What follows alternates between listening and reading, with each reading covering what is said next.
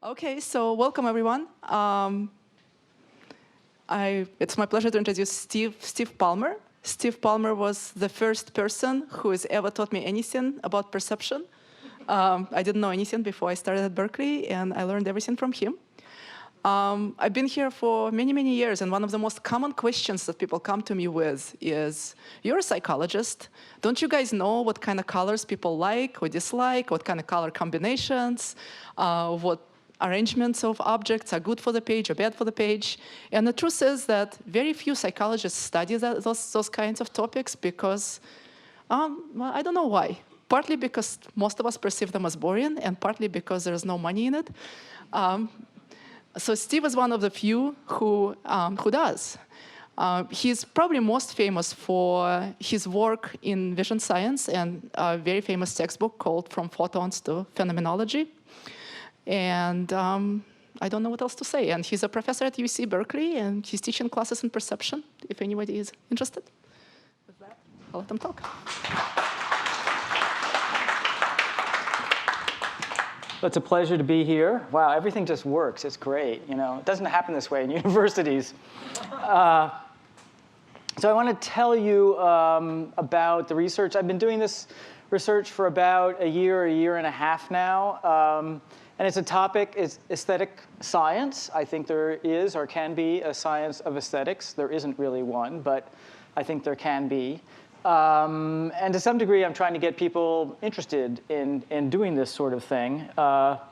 And I'm going to talk about essentially 3 different research problems, or related research problems, actually, one of which is people's perceptions of color and color combinations in particular.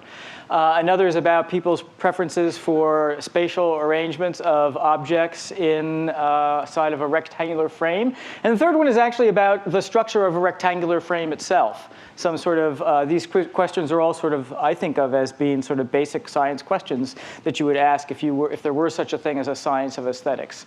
So I will introduce you to those strands of research together with a brief introduction, which is supposed to be motivating. Because when you talk to university audiences about this kind of stuff, there isn't anybody who's already motivated to study aesthetics. Nobody does it. So the first thing that you want to do is find out what it is that you're trying to study. So what is aesthetics? You go to the dictionary, and it doesn't really help very much. You get this long gobbledygook-like thing with the ugly, the sublime, the comic, etc. That's the one that kills me. As you go into your dictionary and you find etc., you know you're not done. The second definition is a little bit cleaner. It's right, the study of the mind and emotions in relation to the sense of beauty. That sounds great, neat and tidy. But of course, then you go and look up beauty, and then the etc. start appearing again. Shape, color, sound, etc., a meaningful design or pattern, or something else, right? So I think there's a fundamental reason why you don't find good dictionary definitions of this, and that is because it's not possible any more than it's possible to give a dictionary definition of what redness or pain or anything like that is. And that's because basically, aesthetic is a phenomenological concept. It's something about our experience, and you can't define it to somebody who doesn't have those experiences. It's really, we can try to point to it using words, but as far as actually getting a definition from the words, it's very difficult. So what I'm going to mean, I don't have a good definition of aesthetics, but I think we all know what it means. It's this analysis of the experiential dimension that's anchored on one end by, ah, wow, yeah, that's great, it works, and anchored at the other end by, yuck, that's awful. So this is the motivational part, to try to get people to believe that aesthetics is an important part of almost everybody's mental lives. It's most obviously related to our perception and appreciation of the fine arts. So painting, photography, these are photographs actually by the famous black and white photographer me. One of the reasons I got into this stuff is because, in fact, I'm a photographer. And I want to understand why it is I like the pictures I like, why I take the pictures I take, and how those things might be understood in a scientific way. sculpture, of course, over the ages, and architecture, not exactly a fine art, but one where everybody takes it for granted that aesthetics is part of what makes great architecture great. But there's lots of other places where aesthetics is important in what we do, how we spend money, where we like to spend our time. We go to see movies when they're particularly aesthetically appealing movies. We pick out our clothes because we think that they are aesthetically appealing, at least on us. We spend enormous amounts of money trying to find things that will produce aesthetically appealing presentations to the world. In industrial design, there are certain designs that are generally acknowledged to be particularly appealing aesthetically. Even where we go on vacations is very often driven by just how beautiful it is. And for you guys, this is a new page in the in the presentation, website design. Actually, it was very difficult for me to find what I considered to be aesthetically appealing website designs. I looked at hundreds of them. I even went to websites. I did a Google search on award-winning websites. Most of them are very ugly. They flash a lot, and they have neat kind of graphic dynamic effects and things, but they aren't really aesthetically appealing. I find that most of the ones are, in fact, websites that are related to work that is of artists or art-related objects. But that's not all, of course.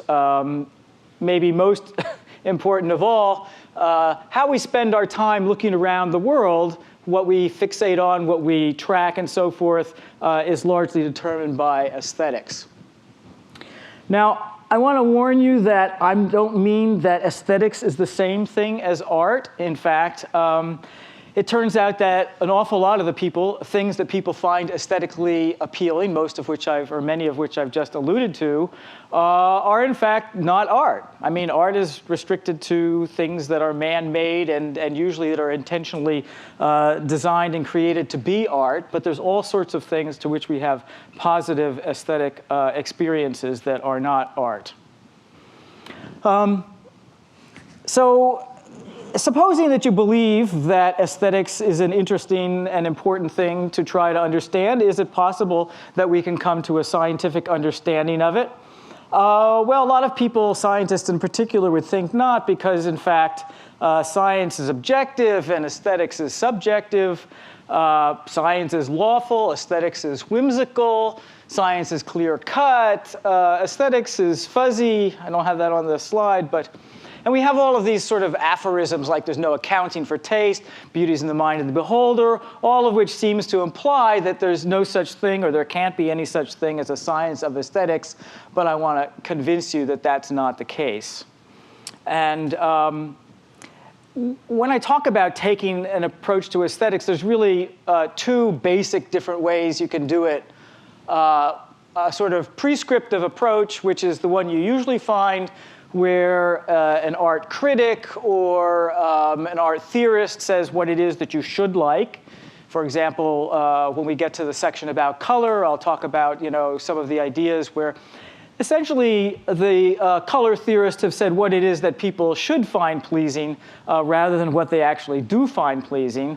And the alternative being an empirical approach, which is what we do. We try to find out with everyday people, that is to say, by and large, undergraduates at Berkeley, what they like aesthetically. When you say, tell us which one of these things you like better.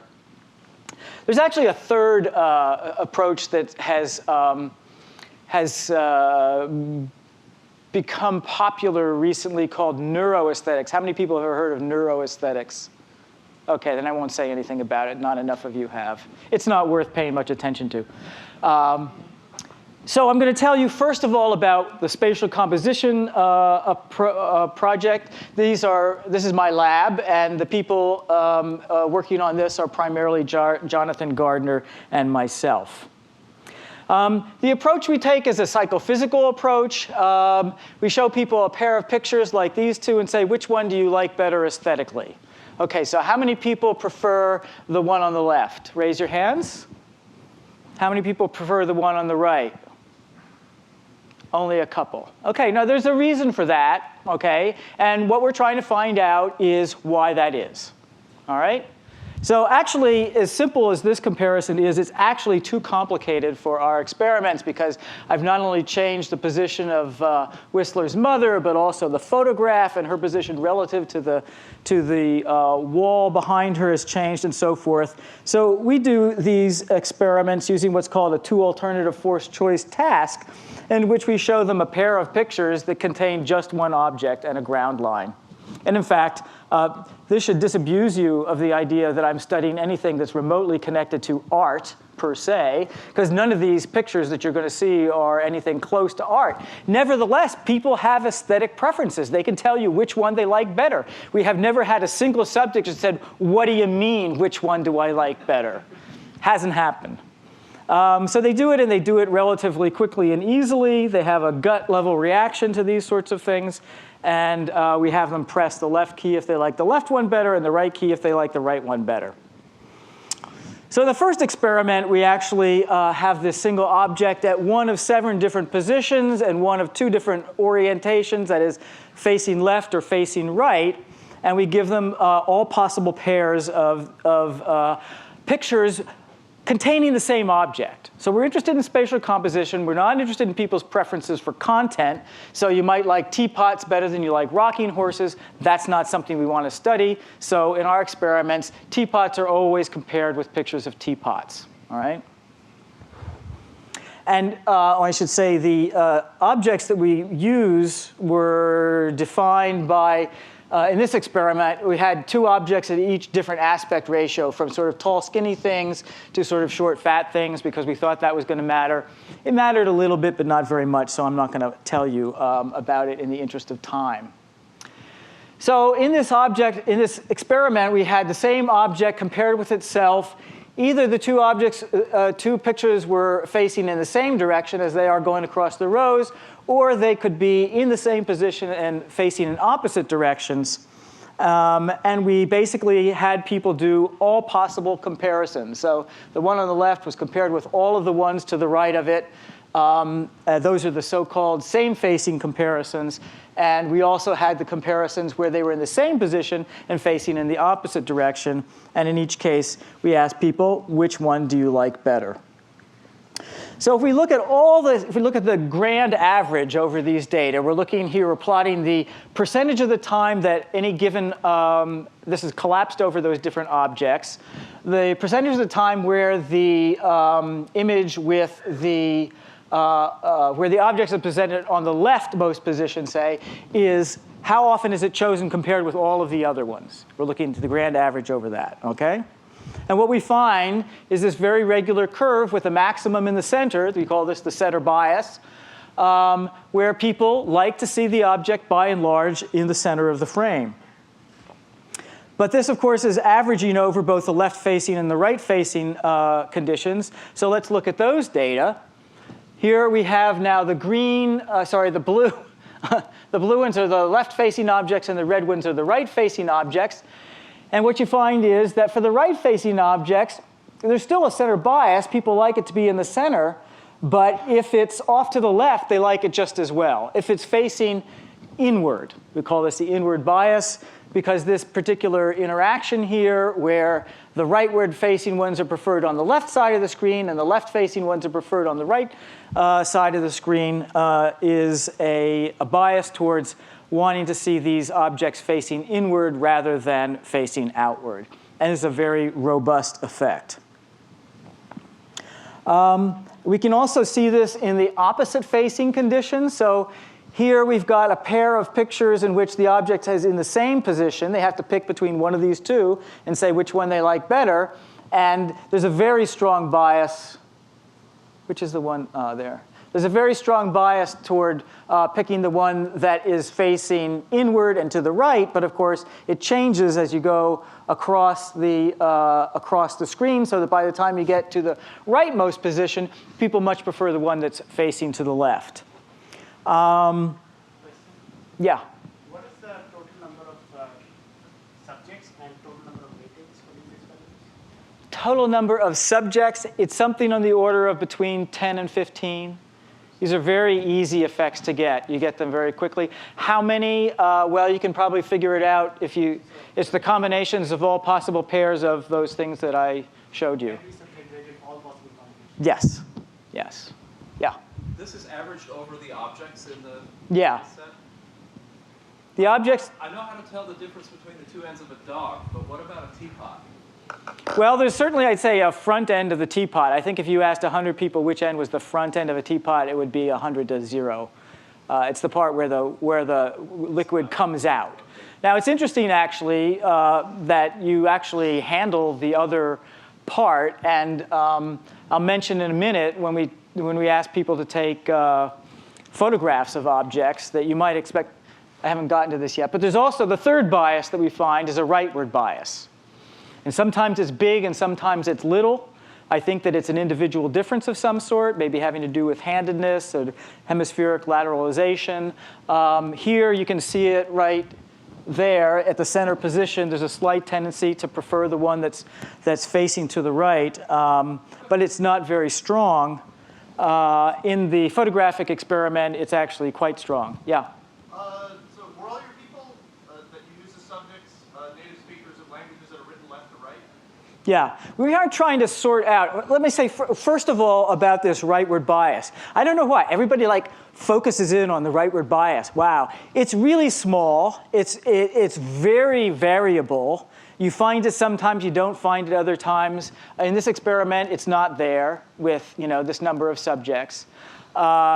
There have been, it's the one thing about sort of spatial composition that has been studied a fair amount before the things that we've done. They typically take pictures or famous paintings or whatever and show them in mirror reversed, and you find differences. And they do seem to be related to handedness, and they do seem to be related also to the direction in which your language reads. There are those kinds of things. We only have 10 or 15 subjects. We can't study those things. And actually, I'm not particularly interested in studying those things. Like I said, compared to these other effects, it's tiny. Yeah? Do you see any individuals that have flat psychometric functions? They just don't care. Yeah. Well, if we do, we usually throw them out. There aren't many. I don't think we ever have in the spatial stuff. We've had, in the color thing, we've had a couple of subjects who will sometimes seem not to care about anything. And they're not colorblind, but they just seem not to care. Very unusual. Yeah? How were the subjects chosen? For these experiments, they're just undergraduates at Berkeley who are taking some sort of a introductory psychology class and are required to take a certain number of hours to do a certain number of hours of experiments. In the color experiments, they're paid subjects, and we get them from a campus service that finds subjects. So that includes older adults and people from sort of lots of different walks of life. But the first two sets of projects that I'm going to talk about, they're Berkeley undergraduates. And was there a reasonable mix of their majors or something like that? Well, they're mainly freshmen and sophomores, so a lot of them haven't declared yet. There's a pretty wide group that takes introductory psychology, but of course, there's probably more people who are going to be psychologists or social scientists than there are people who are going to be physicists and mathematicians. Yeah? Were any projects symmetric? I don't remember. In this experiment, no, but I'll get to that. What you get is a function that just shows the center bias. And it's more sharply peaked than what I showed you before as the center bias. That's because we only got it this way by averaging it over it. In order to squeeze this into an hour, which I'm probably not going to make anyway, I've had to leave out experiments like that, that particular one. OK, so we talked about the right-facing bias. So this is a very well-controlled experiment, and the question we wanted to ask next was, well, does it show up if we actually give people more choice? We do the open-ended task, which is give people a camera and ask them to take pictures. And we asked them to take pictures of 3 everyday objects: a teapot, a tape dispenser, and a steam iron. Okay, and We put it on a turntable, and we let them turn the object's orientation any way they wanted to. And for the first picture that they took, we said, take the most aesthetically pleasing picture you can. Anything you want to, doesn't matter. And then after that, after they'd done that for each of the these three objects, then we asked them to take some more constrained photographs. We said, OK, take the most aesthetically pleasing picture you can, but the object has to face to the right of center. It doesn't have to face directly to the right. It could be slanted, but just right-ish or left-ish. OK? So when you look at what we did in this case was we actually measured the center, the position of the center of the object within the frame when people took these photographs. And then we constructed a histogram, essentially, of where the center of that object was. We had 7 equal-sized positional bins and just looked at the number of pictures within which the center fell in those in that position. And here we see our old friend. This is the center bias. Now, in this case, there was a big rightward bias that in that first picture, when people could do anything they wanted to, they actually had the object facing right 80% of the time. And this actually includes both the steam iron and a teapot, where you would typically use your right hand. It would actually, just frequency-wise, if most people are right-handed, it would tend to be facing left most of the time that you see it. And yet, in this case, there seems to be a strong rightward-facing bias. But like I said, there are other experiments in which it doesn't even show up. If we look at the constrained cases, where people are told to make it face right or to face left, we find the same inward bias that we found before. They like to see the right-facing objects be on the left side of the screen and the left-facing objects be on the right side of the screen. So if we go back to the task that I started with, this 2 alternative forced choice, and we want to move up to a more complex situation that's got like 2 objects in the same frame, one of the problems that you run into is this kind of combinatorial explosion, which is if you independently have these 2 objects in, say, just 7 different positions, you find out that in order to do all the comparisons, you need 2,500 trials. I understand that big numbers don't bother you guys at Google. Maybe that's why you're called Google, but it bothers us a lot because you can't get people in there to stay for 2,500 of these trials.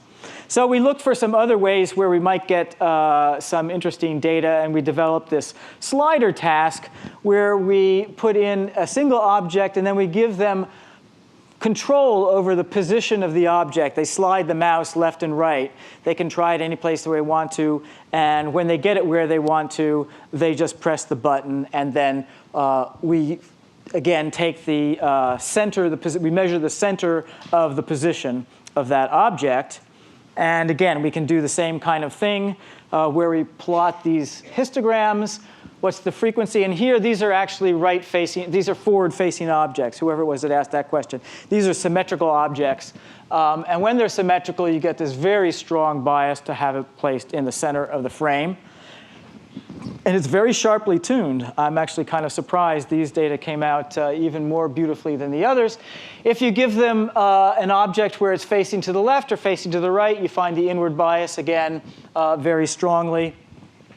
And in this particular experiment, in addition to asking them to put it in the best possible position, we also asked them to put it in the worst possible position. So they did the same thing. They slid it around.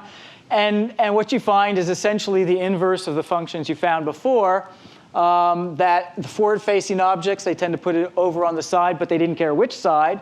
Whereas for the right-facing objects and left-facing objects, they put it on the side, but they put the right objects on the right side, so they're facing out of the frame and so forth.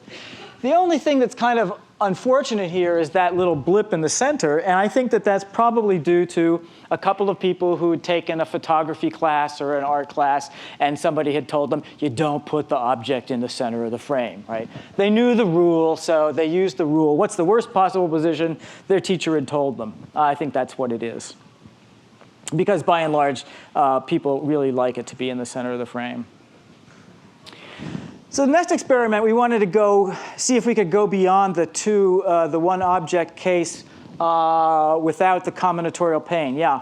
But for just a second, I was just going to ask you about that. Why is it that, in class, in design class or art class, it says you should never put it in the center, and then you prefer that? Somebody thinks that's right. I mean, somebody who's in a position of power or authority, I think, has decided these things and says it, and it gets codified in a way. You don't think it makes the composition more interesting? Well, I'll get to that. I mean, I think that what makes compositions interesting is when we start violating these expectations. These biases that I'm studying now are sort of background stuff, and in many cases, if you want to do something interesting, you have to violate those expectations in a sort of interesting way. Yeah? Couldn't it be the other way around, that rather than art teachers codifying user perception, that the art teachers are simply recognizing the perception that already exists? I don't know. I mean, you have to find that out. You sort of have to study what it is that art teachers do and what stuff already exists. I mean, there's this problem. There's the turtles all the way down problem, which is, the infinite regress that you get into because, well, I like it because that's what I've seen, right? I don't know. You'd have to go back and look at the cave paintings, I guess, and try to figure out, why they put them where they put them in the cave. So what we did in this experiment was we took a configuration of objects, multiple objects, but we treated them as if they were one object. And we picked configurations that had a structure. They were always a taller object on one side and a gradient, size gradient to the other side where they were smaller, such that it formed this kind of triangle, which then I would say, and if you do look at what people say about these things, that it points to the right or it leads the eye to the right rather than to the left. And to the extent that that's the case, and these principles that we were talking about before were general, we should find similar kinds of effects with where people put this configuration of objects. So this experiment was done with exactly the same design, actually, as the first one, where the configuration of objects could be in 5 different positions, and it could be facing left or right or whatever. And what we find is pretty much the same thing that we found before. That is to say, people prefer the configuration when it's leading to the right to be on the left side of the screen and vice versa. The same sort of inward bias. One other thing that these data show us is that it's not that the center of mass wants to be near the center, because these two configurations would be in the same position because their centers line up. The center of mass is farther away here, and in fact, that's the one that people prefer when you give them the choice between those two. So, if we're going to do like what it is that a photographer does when they frame photographs, then we have to worry about things like vertical position as well, and also zoom, right? How big objects are in the frame, and so that's what we've started to do. We haven't gotten terribly far on that. Here's the first experiment that we did with vertical position. And here it's a little bit more complicated because you have to worry about where the ground line is going to be, and you have to worry about perspective effects on the bowl. Do you show the lip of the bowl or whatever? But the important thing is that, or the most obvious thing is that the center bias no longer holds here, that people like the position vertically to be much closer to the bottom than they do to the middle or the top. And we don't know why this is yet. I suspect that there are multiple things going on, that this is sort of a combination of a center bias, because you want to have the information toward the center of the frame, combined with some principles like something about stability or balance, that this picture down here, where the solid part of the thing is closer to the bottom, seems more gravitationally stable. It may also be that actually the top of the figure, the top of the object is kind of like the front of the object, that people want the top of the object to be near the center. So we're going to study that, but you can make objects that are tall and thin and stuff like that and find out whether that matters or not. Is there a question? Oh. So where are we going with this particular line of research? Like I said, we're going to look at how big the object is in the frame and whether this depends on the size of the object. I mean, it may be that if it's a really big object that people like it to fill up more of the frame than if it's a really small object. We would like to know what kinds of expertise effects there are, and ideally we'd like to know, where those things come from. But just for starters, we want to find out whether trained artists, people who have been to art school, have different preferences from the untutored people that we typically study, and whether there are cultural differences, or what kind of cultural differences there are. There's a fair amount of recent stuff that suggested that in Western cultures, we like to zoom in on like one object more, and that in Eastern societies, in Japan and China, that they're much more likely to take a more distant perspective, to have more context around it, that this is part of a sort of more general cognitive difference between Eastern and Western culture, but they've never really studied it with kind of well-controlled, well-defined images like the ones that we've been using. And another thing I like to find out that we're going to head toward is why these biases happen. It could be turtles all the way down. It's just that that's the way people have always done pictures before. But my guess is that it's actually more that the conditions under which people find these things aesthetically pleasing, these biases, are actually aligned with sort of conditions for optimal perception.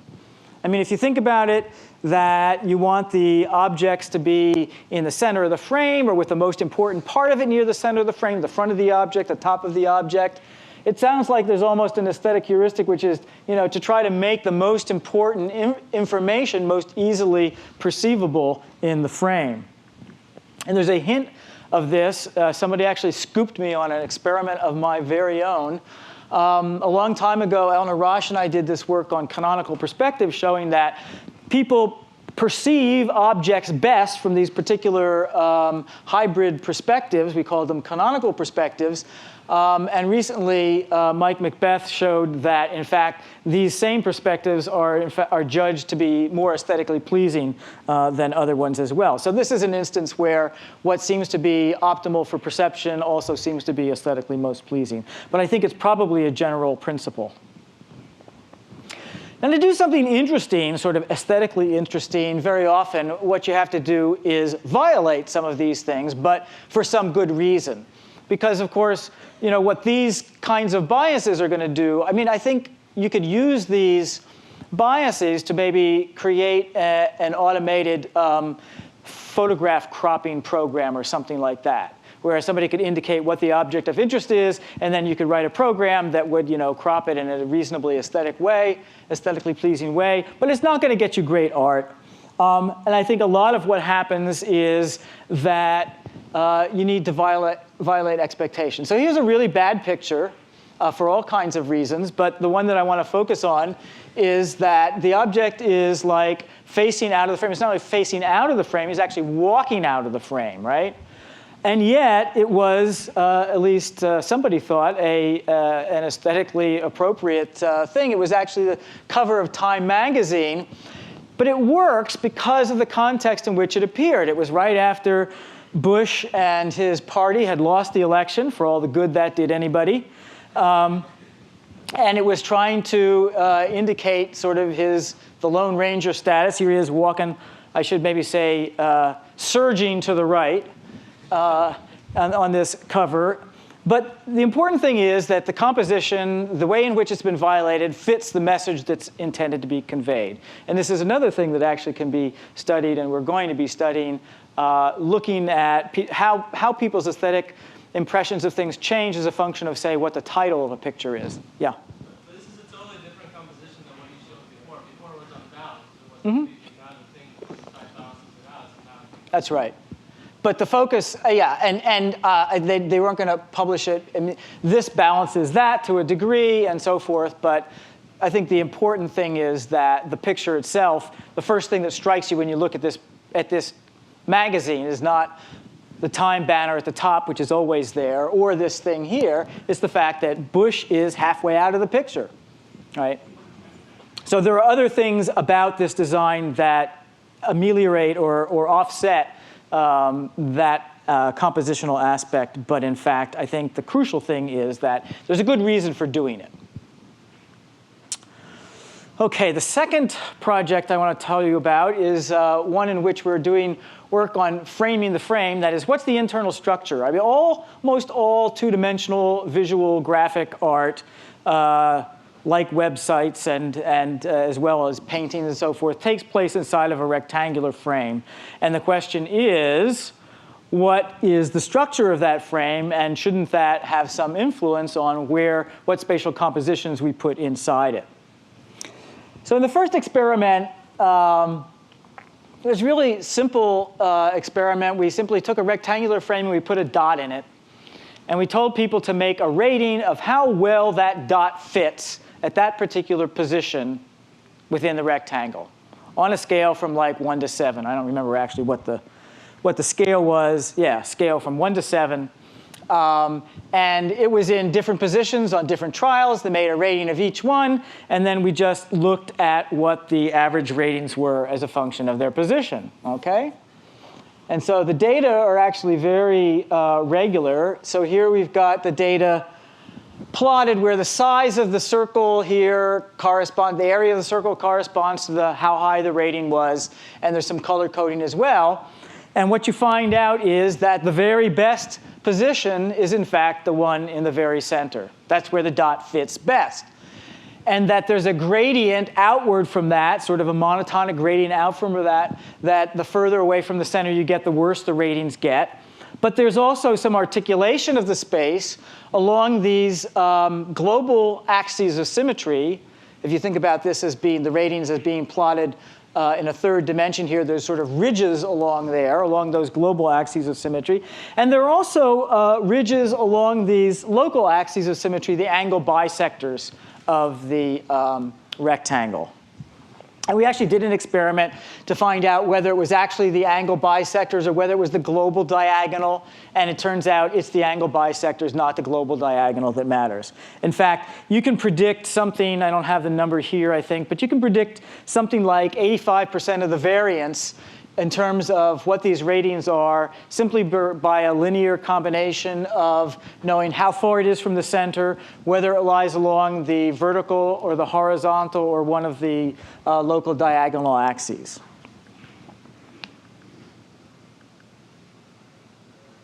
Oh, maybe I had the data right there, didn't it? Yeah, 82% of the variance you can count for using just the center, distance from the center, and the symmetries. So we also wanted to look at whether there were, that's just the positional structure within the frame. So we wanted to look now at whether there was directional and orientational structure as well. So we changed our probes from circles to triangles because then the probe shape has only a single axis of symmetry itself. And we looked at a smaller number of positions, but we looked at 8 different orientations within the frame. And we made, so people made these ratings, and we were expecting that there would be certain kinds of interactions between position and orientation, so that along the vertical axes, the triangles that were oriented vertically would be judged better, and along the horizontal axis, the ones that were oriented horizontally would be judged better, and so forth, also along the diagonals. And here's what we found. So what we're plotting here is, each of these is a polar plot of how high the ratings were for the triangle whose center was at that position, and that was pointing in the direction that's given by these angles here. So the T is top and bottom, left and right, top, left, and so forth. So the first thing you have to realize is that the area inside each one of these curves is the overall positional bias, how much they like that position independent of orientation or across all orientations. And what we find is what we found before. The center is the best position. There's a bias towards things along these bisectors so that these guys here have the smallest area. The other thing you notice is if there were no orientational bias, they would be circles, okay, and they're not. So this is showing that, in fact, there's a bias toward the horizontal and vertical directions. And we're actually now replicating that with a rectangle that's been tilted 45 degrees to make sure that it's the parallelism with the sides rather than gravitational horizontal vertical, although it could be both. And the third thing, though, is to notice is that we are getting these sort of elongations of these things. That is, say in this case that along the horizontal axis of symmetry, that in fact the horizontal directions of pointing are in fact judged to be better, or a better fit to the rectangle. Oh, I think this is just what I was supposed to be pressing this when I told you. I'm pointing out the things I just told you. And you can actually see the elongation along the axes most clearly with, in the corners here, because the actual shape of these things changes fairly dramatically. And we did another experiment. This is, but it's the data are plotted in the same way. I'm not going to go through the whole thing. To look at biases toward up, down, left, and right. And you find biases toward upward pointing triangles down at the bottom, but downward pointing triangles up at the top. And you find rightward bias on the left side, but you find a slight leftward bias on the right side. So this is an inward bias. This is the inward bias with, in this particular experiment that I think corresponds to the inward bias that we saw in the aesthetic. So people are not being asked for an aesthetic judgment here, right? They're just being asked for how well does this dot fit or this triangle fit in this frame. And I'll come back to what the relationship between those two things is, because where I think we're going to find the analogy for that is in the color study, which is what I'm coming to next. But we also started to look at what happens if you add a second dot. How does it affect these ratings? And it's pretty interesting. So we get ratings for the single dot, but also ratings for a second dot. The one that flashes is the one that people are supposed to rate. So there's either an empty rectangle or there's a rectangle with one context dot in it. The other dot comes up and flashes, and you're supposed to rate how well that dot fits within that configuration, that gestalt. And what we find is interesting because, in fact, when you put a second dot in, everything changes. That is to say, so here are the data for the single dot, sort of displayed the way that I showed you before. The center is the best position, the horizontal and vertical axes, and so forth. But what happens when we have another dot in there? I'll just give a couple of examples.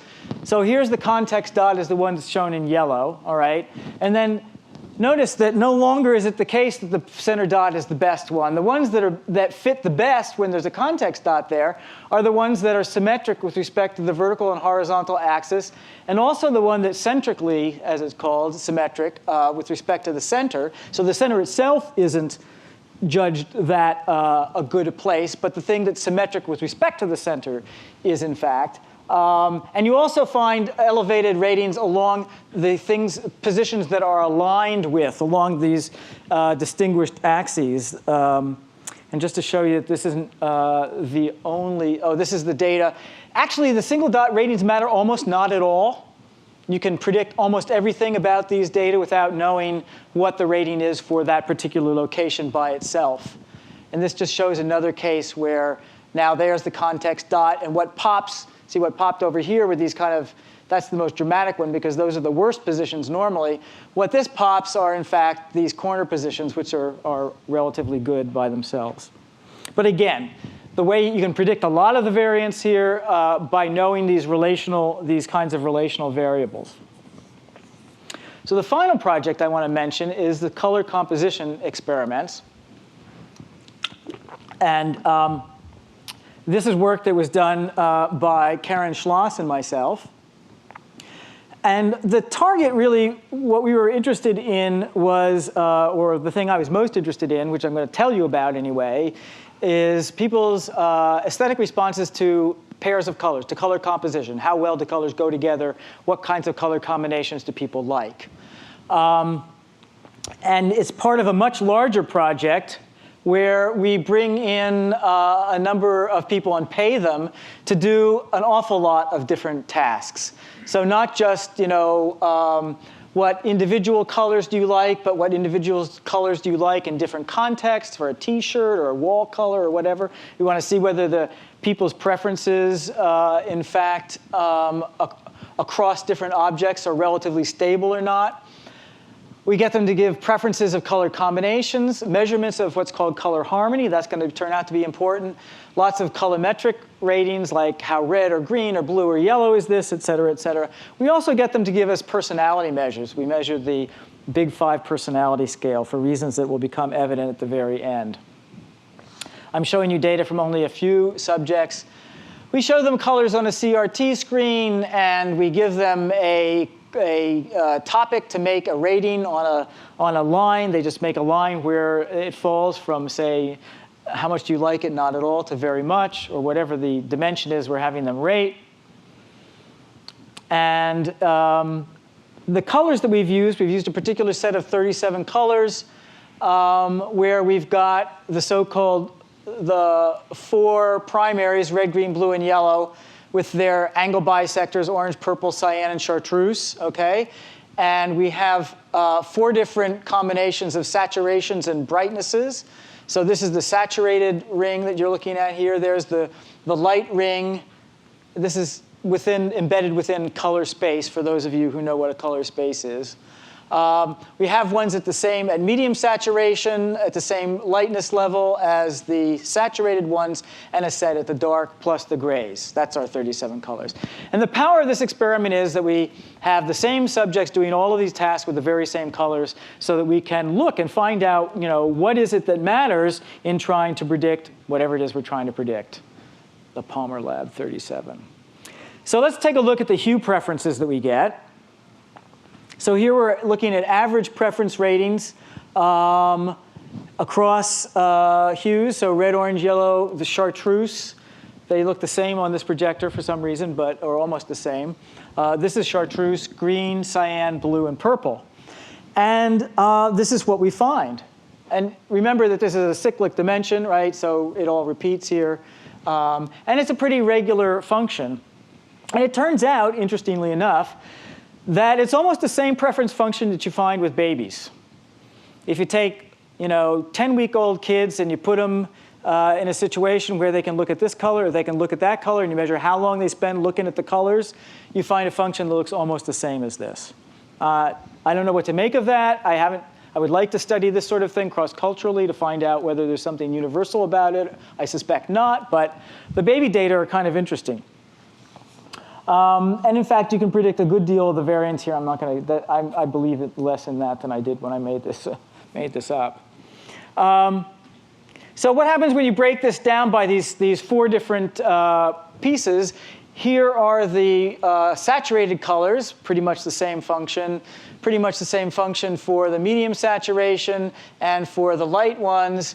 The only one that's radically different is the dark ones, and the reason that it's different primarily is that dark yellow and dark orange are very much not preferred. And those are these colors right here. I don't know whether you can see them or not, but they're sort of brown, kind of poopy brown and pussy brown, which may in fact be why it is that they're not generally liked. Is that the official Crayola color?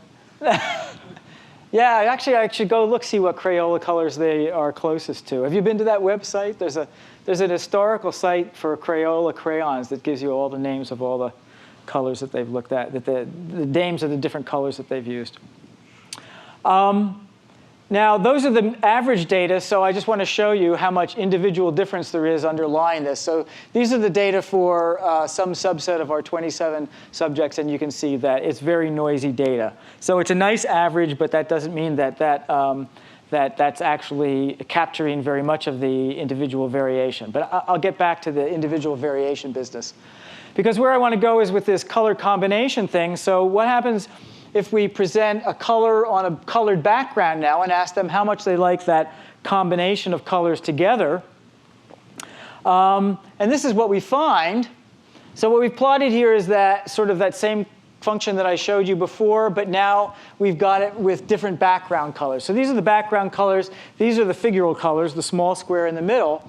And although it looks kind of messy, it's actually very orderly, because what happens is that you find, for example, purples, they like best on a purple background, next best on a blue background, then a cyan background, and so forth. Blue, they like best on a blue background, okay? So they like colors combinations where the hue is the same, but the brightness or the saturation is different. And in fact, if you then shift these curves so that they line up with the figural color in the center at 0, what is this? Oh, I forgot I had this. OK, so this is just letting you know that if you try to predict how much people like a pair of colors from how much they like the two colors individually, you can't do very well. Okay, 20% of the variance, multiple R of about 0.4 is the best you can do. And that's not terribly good. So what we think is going on, in fact, we had people also make ratings of how harmonious pairs of colors were. And we said what that means is these are colors that go well together. I don't mean whether you like them or not. It's like in music, people would agree that Mozart is harmonious, Stravinsky is more dissonant. I might like dissonant music, you might like harmonious music, but we could both agree that Mozart is harmonious and Stravinsky is dissonant, relatively speaking. Okay, so we give them a little talk like that, and then we ask them to make these color harmony ratings, and part of the reason is that color harmony is actually very important in art theory. And in fact, when you look in art theory, what you find is that typically they talk about there being two different kinds of harmony, harmonies of analogous colors and harmonies of contrastive colors.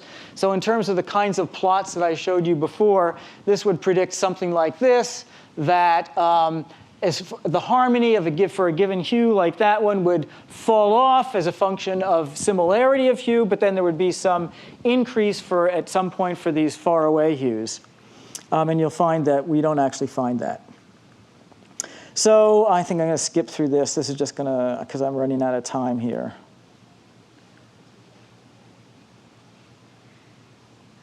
I may have skipped the important slide. Well, actually, this has the data in it. OK, so here are the data for these harmony ratings. And this corresponds, the first number corresponds to the figural color, and the second one to the background color. And basically what you find is that harmony is a function of similarity, of hue similarity. It falls off very regularly and monotonically as the difference between the hues gets larger. And in fact, when you look at, I think I'm going to skip this too. Turns out that cool colors are more harmonious than warm colors. There's the harmony data, and there are the actual judged similarity data for the same subjects, for the same colors. And here are the preference data. So what you find is that people do, in fact, prefer harmonious color combinations, by and large. But the differences are not as great as the differences in harmony or similarity are. And the reason is that people differ a good deal in terms of how much they like harmonious combinations. So when you add harmony to try to predict how much people are going to like a pair of colors, this is like averaging over everybody, you find out that it helps a lot. So instead of 20% of the variance, we can now get like over 70% of the variance by adding harmony. It's much more important than anything else that we've found. I'm going to skip this. There is something about contrastive colors that we found, but it's not harmony. It's that a color, typically, particularly warm colors, look better on cool backgrounds than they do on warm backgrounds. But I haven't really got time to go through that. So, although maybe it's going to make me take time. This is just showing you that the warm colors are systematically preferred on the cool background, and that the cool colors are systematically preferred on the warm background. Here, people are just judging how much they like the individual color in the center. They're not saying they're not making any judgments of harmony or anything else. It's just how much they like those how much they like that color on that background against that background. And you even get reversals. So on the warm background, they like blue much better than yellow on the blue background. They like yellow much better than they do blue. Anyway, where I'm trying to get to is, no, sorry. I talk too much.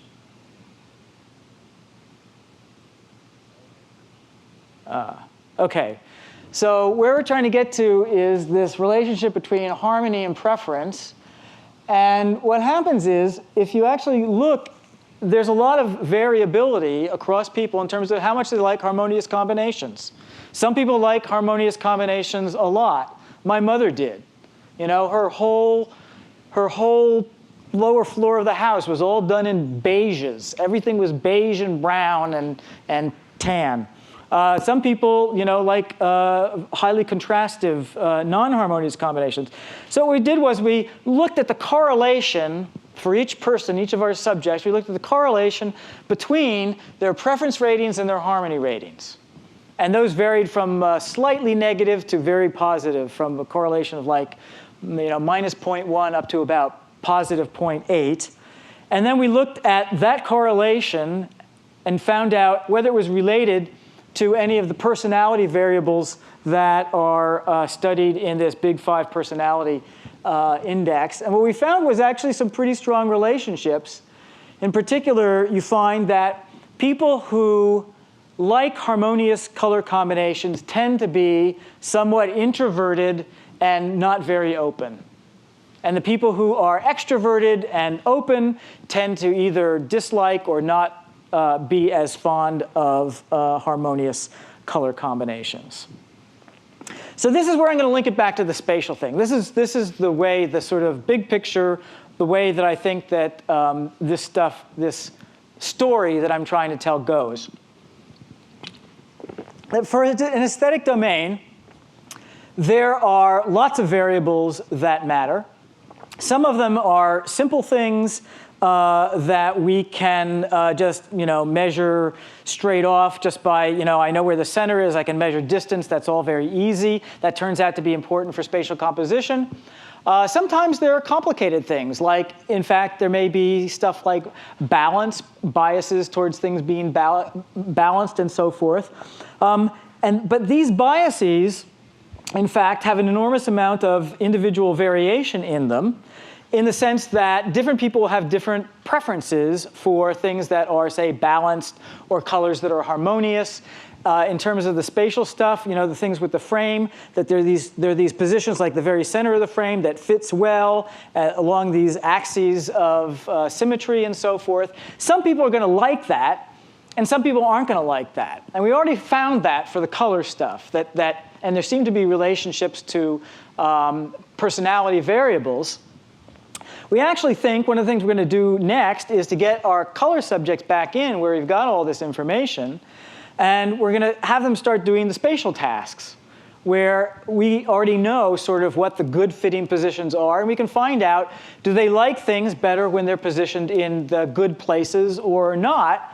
And the hope is that the same people who like the harmonious color combinations are going to be the people who like things to be positioned in the well-fitting spatial positions, that there's some kind of an internal consistency to people, that they have some sort of an aesthetic personality, if you will, in which they either like things that fit, that go together, that follow these biases, or things that don't, where there's more or different degrees of tension in the spatial composition or the color composition. And that's one of the things that we're going to be doing soon. And I'm going to skip all this stuff. I just want to get to the slide where we thank our sponsor for this research, the well-known funding agency. Whoops, there it was. Amy's Frozen Foods. How many people know Amy's Frozen Foods? Good stuff.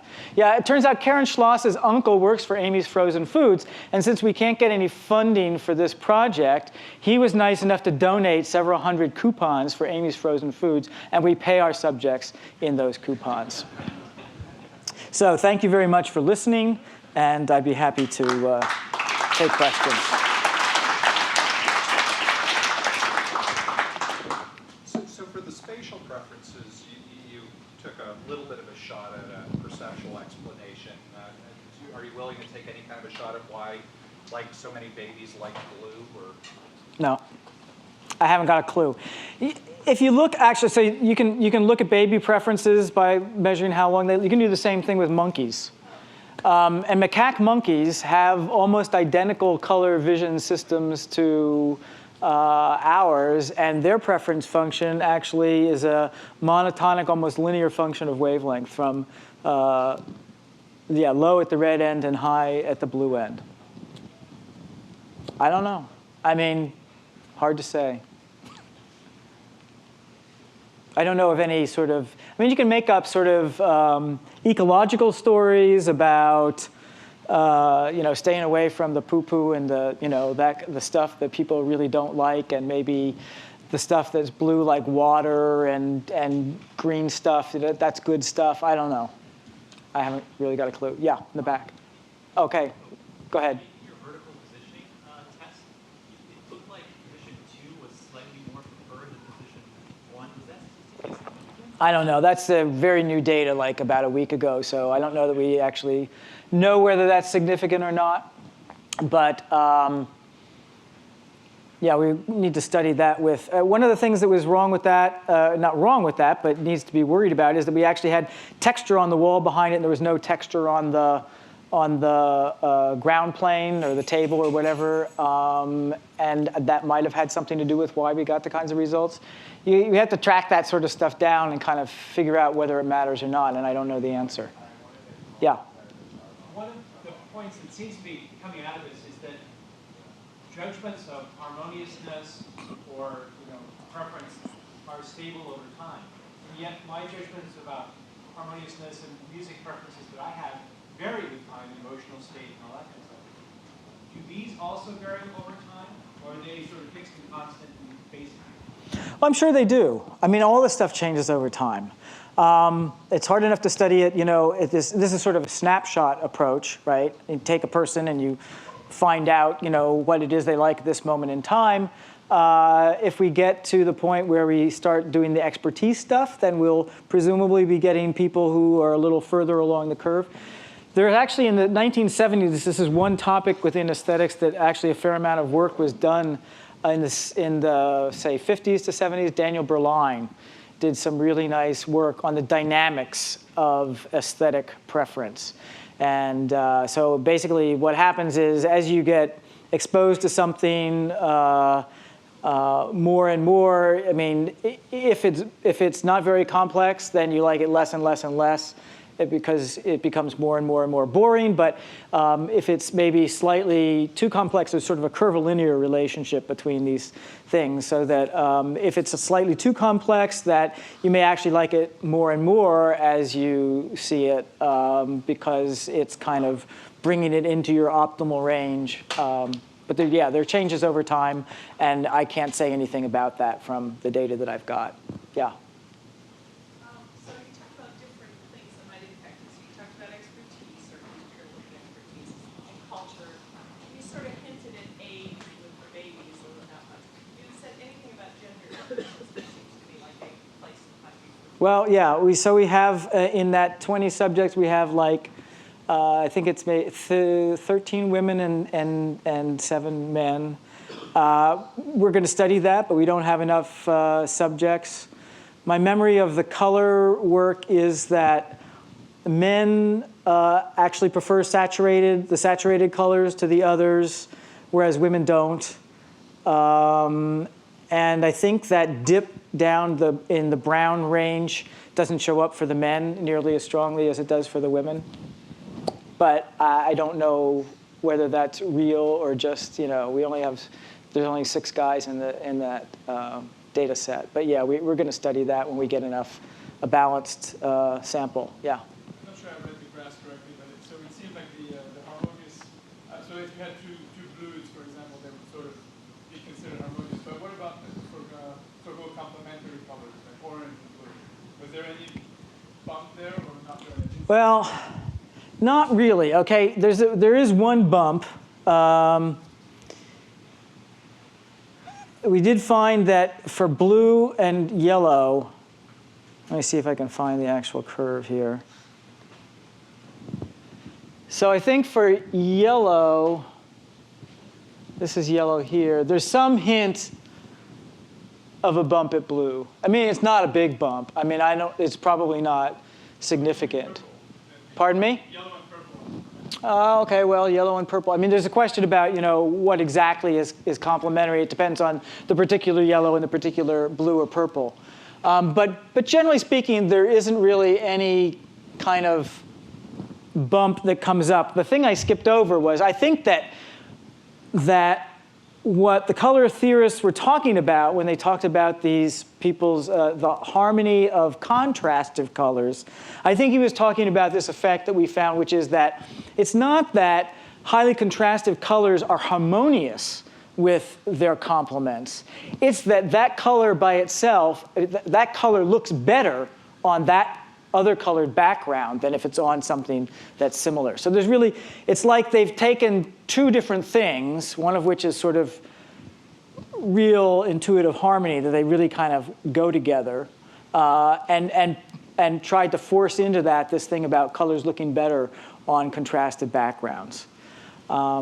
We're actually looking in natural images that have been segmented into objects, and we're looking at the co-occurrence frequencies of different colors. And what you do is you find that similar colors go together, not surprisingly, within objects. You're much more likely to find similar colors within objects than between objects, and that might be part of where these this harmoniousness idea comes from, that they really do go together. They go together when you look at, if you segment the world in terms of objects, that those colors that are similar to each other, particularly similar in hue, tend to co-occur with each other within that object, and maybe that's where this comes from.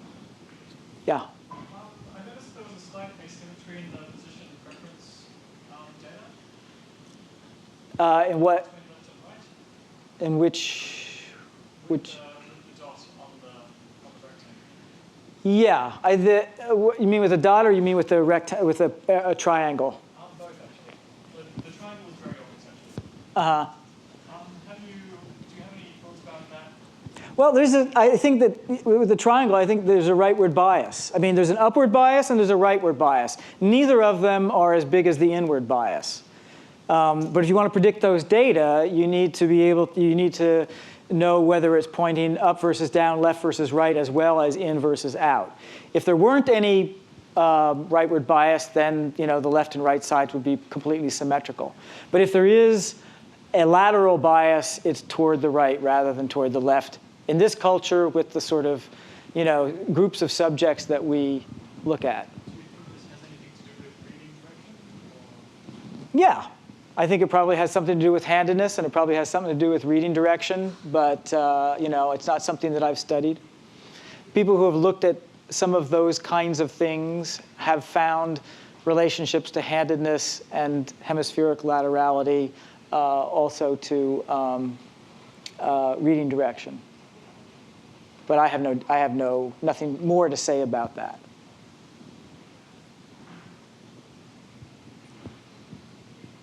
Okay, thank you very much.